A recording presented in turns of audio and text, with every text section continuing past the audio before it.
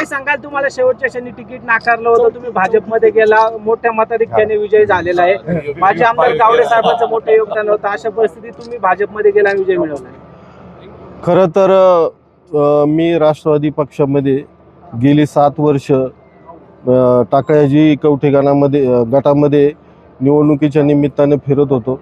लोकांचा चांगला प्रतिसाद होता आणि पक्षांतर्गत मी एकमेव इच्छुक होतो, मला कोणी स्पर्धक नव्हतं. त्यामुळे माझी उमेदवारी ही अंतिम आहे. तसं मला श्रेष्ठीने आदेश दिले त्याप्रमाणे मी माझ्यासोबत खालचे दोन्ही पंचायत समितीचे उमेदवार निश्चित केल्यानंतर आम्ही गटात फिरलो. परंतु ऐनवेळेस उमेदवारी नाकारल्यानं मोठा समोर संभ्रम निर्माण झाला होता.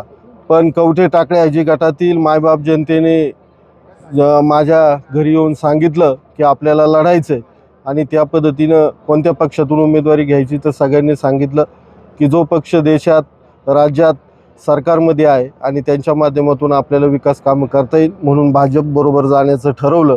आणि प्रचंड असा प्रतिसाद मायबाप मतदार राज्यांनी दिला.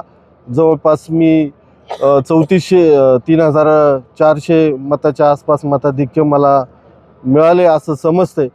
तर निश्चित मी कवठे टाकळ्याजी गटातील मायबाप जनतेचे खूप खूप आभार मानतो. खरं तर वळसे पाटलांना हा मोठा धक्का मानला जातोय, राष्ट्रवादीच्या बालेकिल्ल्यात भाजपचा शिरकाव झाला.